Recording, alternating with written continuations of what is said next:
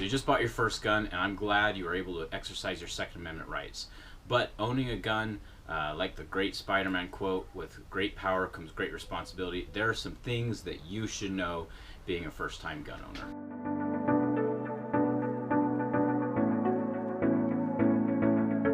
First thing about owning a gun is going to be gun safety. Safety, and being responsible with it is going to be huge when you're at the range, when you're holding your gun at home, when you're cleaning it, all the above. So in the gun community, there are essentially 4 rules that are widely accepted in the gun community. And these 4 rules are: first, never point the gun at anything you are not willing to destroy. Essentially, keep your muzzle pointed in a safe direction at all times. The second one is always treat your gun as if it were loaded. The third one is know your target and what is beyond it and what is in between you and your target. And the fourth one is keep your finger off the trigger until you're ready to fire. So I'm going to go through and discuss these real quick. So the first one is never point your gun at something you're not willing to destroy. So that's at the range, at home, when dry firing, all the above. So even with this trainer gun, I'm keeping it pointed in a safe direction, always down, always away from me, and that way it's always safe. The second rule, always treat your gun as if it's loaded. You don't know if a gun's loaded, or even if you just barely checked it, you always want to treat it as if it is loaded, and that way it'll keep you from ever accidentally firing around and causing some damage or injury that you didn't mean to. The next one is know your target and what is beyond it, and what is in between it is in between you and it. So a good example of this is when you're setting up targets. If there's a bunch of trees behind your target, trees make a lousy backstop because you can't see into them. You don't know if somebody's back there hammocking or camping or whatnot. Even if you're shooting distance and there's some trees really in the distance and you're in the middle of nowhere, you don't know if there's going to be an animal back there or, heaven forbid, a person. So you're not going to be doing that. You're going to always want to find dirt backstop, or some other backstop like at a shooting range, and so that way your bullets aren't going to be doing any damage downrange. The other thing is know what's in between you and it. So if you're shooting distant and you're shooting maybe on a mountainside, and there's like a road between you and your target, that's not going to be a very good idea. So know your target, what's beyond it, animals, whatever, and then what's between you and it.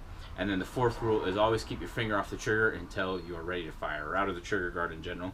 And this, I think, is one of the biggest things that separates experienced gun owners from brand new gun owners, is whenever you hand me or anybody else, most people watching this video, when you hand them a gun, you're gonna see their finger go super just straight pointed forward out of the trigger guard. And that's something that's going to be very clear about new gun owners or not new gun owners. If you hand somebody a gun and they put their finger straight into that trigger guard, that's usually a pretty good sign that they don't know what they're doing and they need a little bit of coaching. So follow those rules. There are a couple additional rules that I think are good to follow that are posted by the NRA, and those are know how to use the gun safely. Be sure the gun is safe to operate, so make sure there's not any jams or rocks maybe shoved in the barrel or whatnot. Always use the correct ammunition for your gun. Wear eye and ear protection as appropriate. I mean, if you just got a suppressor or shooting subsonic ammo and you know what you're doing, then oftentimes you don't need hearing protection. But when appropriate, wear it, which is going to be most of the time. Never use alcohol, prescription, or other drugs while shooting. Alcohol and guns just don't mix. Be aware that certain types of guns and shooting activities require additional safety precautions.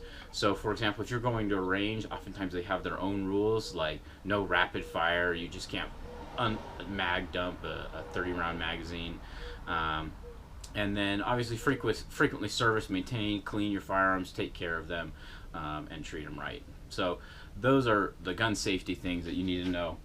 As far as a new gun owner, you need to store it safely so that those who are not authorized to access your firearm aren't going to be messing with it. So a good example of this is when I have a little son.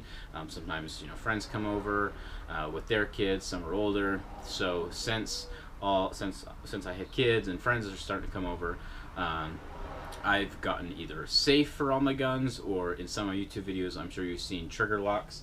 I have trigger locks on them, or handguns by law they're required to sell them to you with a a lock on the firearm. So this is an example of one, and it goes through the slide there. So that way you can't even rack around into this, let alone fire it. And these, they'll come with them, and they work great. As a gunner, be responsible. I like to say that you are responsible for whatever comes out of this barrel, whether you are holding the gun or you are not holding the gun. So if you're taking youth shooting and they're holding your gun shooting it, you are still responsible for everything that comes out of the barrel of that gun. If you're in your house and somebody comes in and steals your gun, guess what? In my opinion, you're responsible for everything that comes out of the barrel of your gun. Now, again, within reason. If you did the best you could, you had it safe, you had it locked, and somebody stole it anyway, I mean, there's only so much that you can do. But if you just had an AR-15 loaded hanging out in your garage and somebody came in and stole it and shot somebody, that's kind of your fault. You're responsible for whatever comes out of the barrel of that gun. So that's pretty much it as far as things that a new gun owner should know. There's tons of more information, and I'm going to be posting a couple more informational videos here in the future. If you are not a new gun owner and you know all this stuff already, please put in the comments below anything that you think that I missed that our fellow new gun owners should know. Anyway, thanks for watching. If you are a new gun owner and you have any other questions, also put those in the comments below, and either I or other watchers will answer them for you. Okay, thanks. See you next time.